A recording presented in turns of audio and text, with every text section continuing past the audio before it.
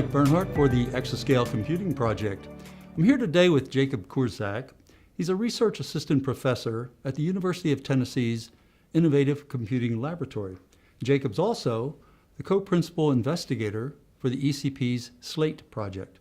So Jakub, thanks for joining us today. Oh, thank you for having me. So Jakub, we're all anxious to learn a little bit more about the ECP SLATE project. Could you start the program off by just telling us a little bit more about what SLATE is, what it's all about, and why it's so important to HPC and the emerging exascale ecosystem? So SLATE stands for Software for Linear Algebra Targeting Exascale. The quickest way to describe what SLATE is, what the intention is to say that it's intended as a replacement for ScaLAPACK. And ScaLAPACK is the go-to package for HPC for any kind of operations on dense matrices. The problem being ScaLAPACK is a pretty old package. ScaLAPACK is more than 20 years old. If you want to put it in context, the first release of ScaLAPACK happened in '95. The first release of the MPI standard, which is the foundation of today's HPC, happened in '94. That's the state of the software technology when ScaLAPACK was first released. And ScaLAPACK had great success for those 20 years. And it's still the package of choice today for HPC. But of course, there are some problems with ScaLAPACK. I think the main motivation for rewriting ScaLAPACK is that it's very hard to imagine GPU acceleration of ScaLAPACK. And if you look at where HPC is going, if you look at the big machine here at the lab, Summit, then you see immediately that all its performance is in GPUs. To put a number on it, something like 98% of Summit's performance is in Summit's GPUs. So what happens if your code is not GPU accelerated? What happens is that you can at best hope for 2% of the peak performance. So you're not reaching exascale if that's what you're doing. So that's the main reason for basically starting over from scratch and writing a new package. I don't think ScaLAPACK can be overhauled to support GPU. I think the only way to do it is to start over from scratch. So that's exactly what we're doing right now. We're starting over, starting a new package, and that package is SLATE. And hopefully by the time we're done, we're not going to need ScaLAPACK anymore. Okay, so moving into the exascale era, the use of hybrid architectures and the increased use of GPUs and so forth is really kind of driving some of the momentum behind the need for this? Right now, it definitely is. Okay. Right now, it looks like this is where things are heading. And if you look at Summit, that's exactly what's going on. So for some of the viewers and listeners who may not be so familiar with this topic, could you explain just a bit about why I think math libraries and algebra and so forth are so foundational to HPC and scientific research? I think math libraries are critical to HPC. I cannot imagine HPC without math libraries. And the problem, of course, is that writing math libraries is hard. You cannot hope for doing it yourself if you're not an expert in the field. If you think about what kind of expertise it takes to write a good software library, you have to be an expert in C++. These days, all this business is done in C++. You have to be an expert in parallel programming. Even the easiest parallel programming, like multi-threading, is hard. You're going to find yourself debugging race conditions and pulling your hair out. And it only gets harder when you go to larger scale. When you throw distributed computing to the mix with MPI, you get another level of complexity. And then at the end of the day, you're going to end up programming GPUs. And how many people these days are expert GPU programmers? So it's very difficult. It's very difficult to do it right. But then once you do it, once you put a team of people together and they write a software library and do a good job, then the impact of that software is huge because it applies across a lot of disciplines, a lot of software packages. It you can get, especially from a library like SLATE or ScaLAPACK, the user base is just huge, so the payoff is pretty enormous. And another aspect of this is that the hardware vendors participate in that process. So Intel, IBM, NVIDIA, they participate in the process of developing software libraries, and you can have no hope of doing a better job at implementing software libraries than Intel for Intel hardware or NVIDIA for NVIDIA hardware. And it relieves the physicists or chemists from all the effort of doing it right. And so hopefully we can do the software components. Well, the community, the numerical libraries community can do the software components and do them right and make them go fast so that the chemist or physicist can just pick it up and get the benefit. Yeah, sure. So it's interesting that you mentioned the vendors at this point. For the ECP project overall, collaboration and integration is just so vitally important. And I would imagine specific to your project as well. Can you tell us a little bit about how extensive your collaborative network is as a result of working with the ECP? So right now, SLATE does not have all that many users just because it's a very fresh project. Mm-hmm.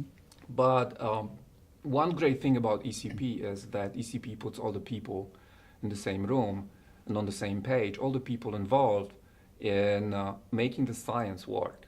There is very strong emphasis in ECP on the applications, on doing the actual science. The question is, does it help?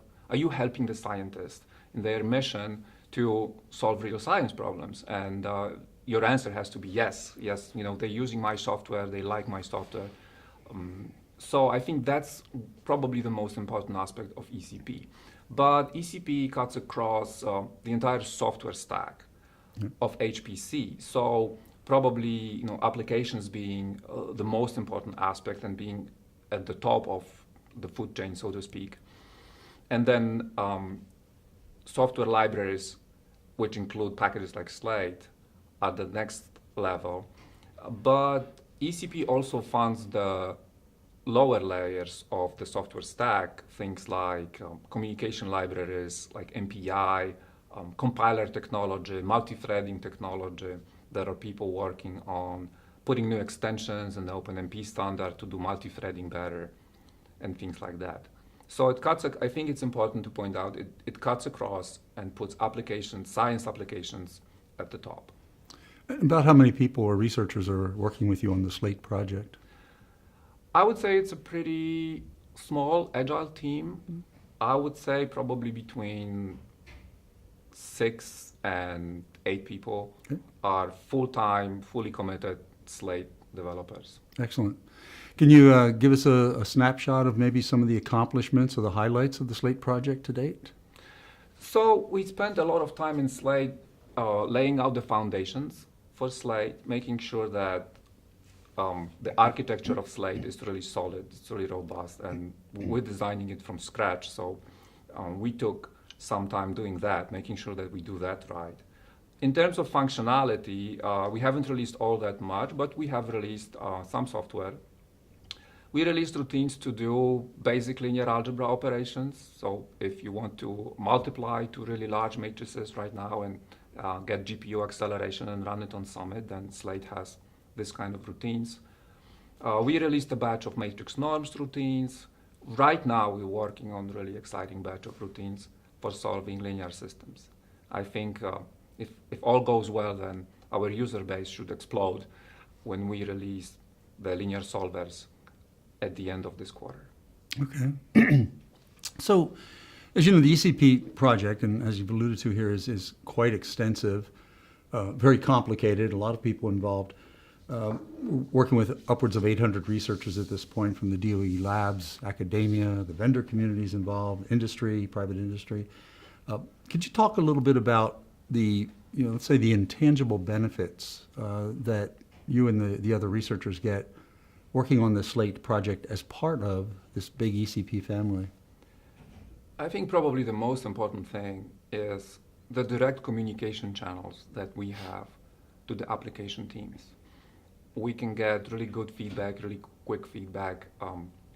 They tell us what kind of requirements they have, what they need, what they want, and we try to deliver. So that's probably the most important aspect of ECP. I really appreciate the strong leadership that we get, and especially people like, I want to mention Mike Heroux and Louis McInnes, who are really champions of quality software, with strong emphasis on high quality and sustainability. I think at ICL we have always been doing good job with writing production quality software, but I think ECP brings it to the next level. And I have to say that it's a new mode of operation for us. There is much higher level of accountability when working for DOE. Traditionally, we are used to more relaxed NSF funding, but I have to say that it's probably a good thing. It keeps us focused, it keeps us on our toes. It's hard to come up with a good roadmap for a project 2 years in advance, but it's priceless to have a solid roadmap. And ECP forces us to do that. And I think it helps. It helps the quality of the software that we're going to end up with. So as far as if you could call out the single biggest challenge that you think you face with this project, what would you say it is? Oh, that's a good one. One of the bigger, I can probably name a few, but one of the really big challenges is to recruit the right people. Because you want somebody who does know C++ well, and somebody who definitely knows MPI and distributed programming, and kind of, yes, knows multi-threading too, and yes, knows GPU programming too, and yes, knows linear algebra. So that's a very long list of requirements. And of course, the assumption is that we'll hire somebody who does not know everything and he will pick it up on the job. But nevertheless, the barrier to entry is pretty high. And being an academic institution, people like to go to the labs better than to work at the university, and people are scooped up by the industry. So recruiting the right people is one of the big challenges, definitely. Otherwise, I would say the technology is a moving target, but that's business as usual, I would say, in this field. So I'm not intimidated by that aspect. As long as I can have a good team of people who have the jobs and who have the enthusiasm. I would say that's probably the number one factor for recruiting personnel. If you get somebody who's enthusiastic about the project and excited, then things are going to be well. And if not, that kind of doesn't matter what kind of skill set he has. So recruiting is your biggest challenge that you can say? It's the biggest challenge, and we're blessed to have the right team in place right now. But recruiting is a big challenge. And people depart to industry, and that's a problem. Recruiting and retention. Recruiting and retention. So Jacob, for my final question today, what's next? To put it in simple terms, but what do you see happening, maybe, break it into a time frame the rest of this calendar year or moving into 2019? What can we expect to see from the SLATE project? I think that, well, it's in the roadmap, so by the end of 2019, SLATE should be a solid replacement for ScaLAPACK, at least for the most important parts of ScaLAPACK. It should offer a viable replacement with good GPU acceleration. That being said, we designed the package to be much more flexible than ScaLAPACK. So we should be able to go way beyond the capabilities of ScaLAPACK as we go into the next round of funding beyond 2019. There is a lot of exciting things I think we can do algorithmically in SLATE and cater to many more different applications in terms of what kind of problems we can solve, what sizes, what types of matrices. Okay, good. It's a good update. Is there anything that you'd like to cover about SLATE that we haven't talked about? One thing that I would probably mention is it's the first major project at ICL that we're implementing in C++. And there was a bit of a barrier to adoption initially in C++, but I have to say that it's been a blessing. It's been a blessing, and I think the choice of the C++ language, the shift from C to C++ is probably going to be one of the key technologies that will contribute to state success. Awesome. This is a great update. Thank you so much for spending the time with us today. And we'll make sure that we point our viewers and our listeners to your website page for your project and keep things going there. And good luck with everything you're doing in the future. Thank you so much for having me. You bet. So we've been talking with Jakub Kurzak, a research assistant professor at the University of Tennessee's Innovative Computing Laboratory, and also the co-principal investigator of ECP's SLATE project. For the Exascale Computing Project, I'm Mike Bernhardt.